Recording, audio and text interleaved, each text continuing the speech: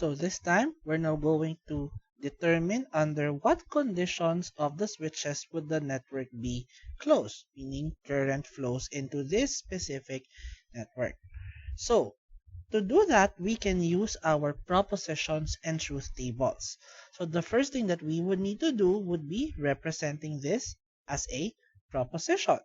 So pause the video and represent the network as a proposition.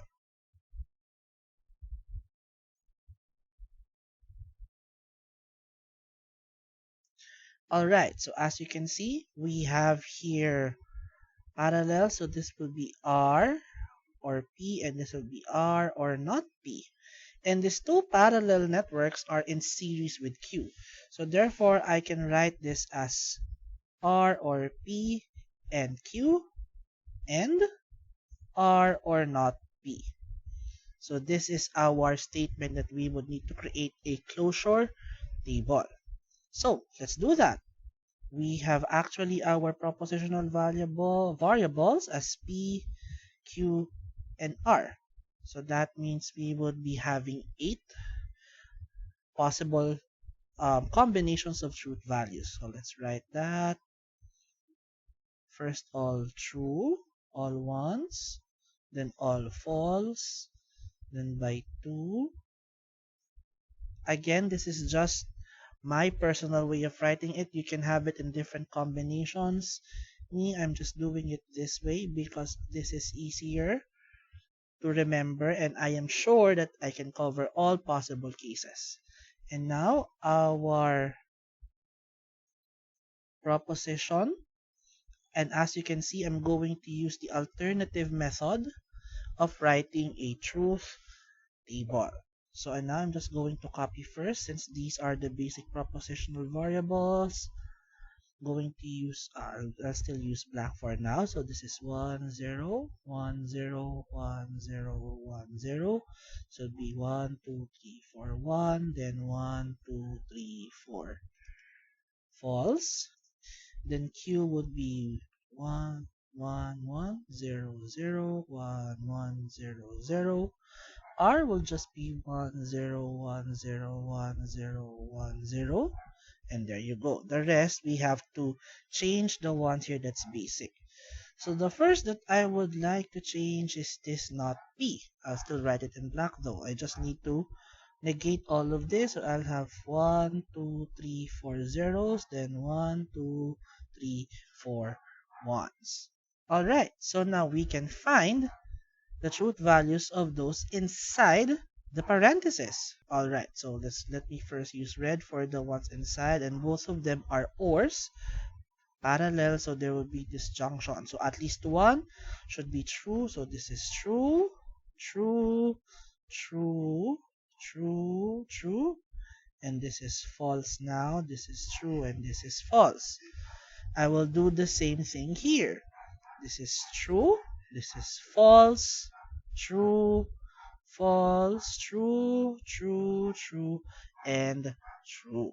So these reds now are the ones that we will compare with Q to have these two last columns here. So for the first one, I'm going to have these values. So that's 1 and 1. So that should be both 1. So this is true, this is true, this is false, false, true, false, false, false. So similarly, this is true. Remember, this is conjunction and, so this is true. There you go. And this is false, false, false. This is true, true, false, and false. Now, the main difference here is that we have to take note that this is not just finding the truth value of the entire proposition. We have to make sure that we know that the current is flowing, even though we already have a specific truth value. Plus, as you can see, it's difficult rather to find one final column because it's just knowing whether the current is flowing or not. But we use the way of writing truth tables to analyze.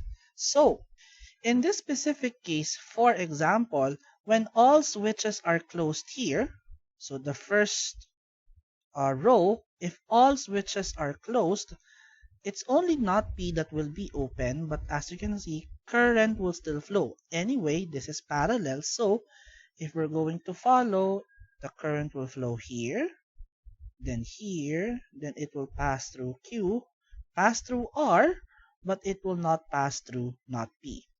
But still, the current flows, so the network is closed if all the switches are closed.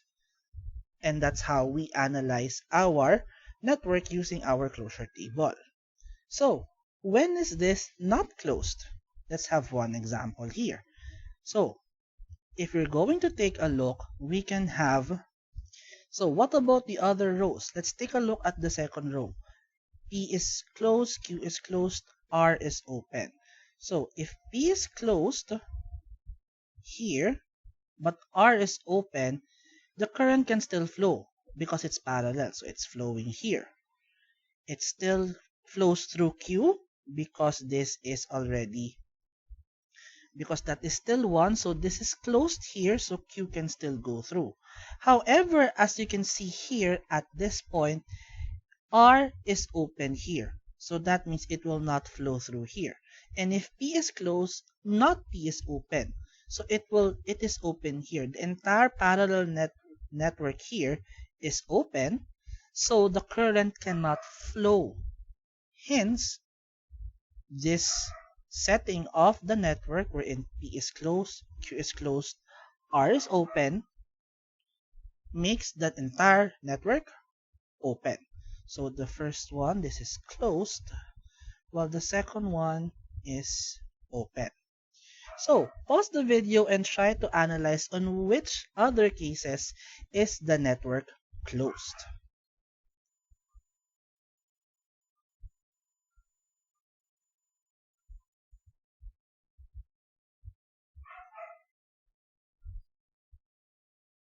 So let's see.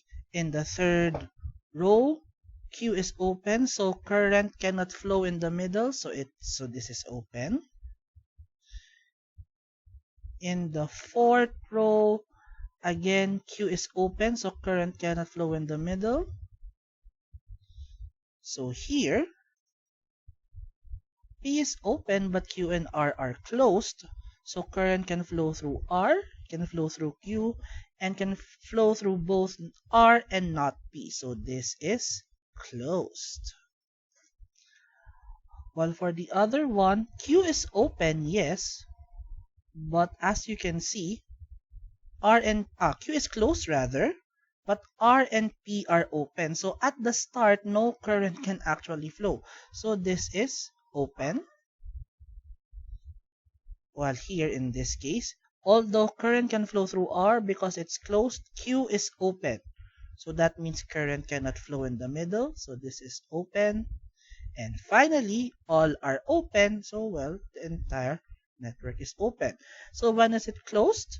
If all three switches are closed, and if Q is closed and R is closed. If P is open or closed, it will still be closed. So that's how we analyze our network using closure tables.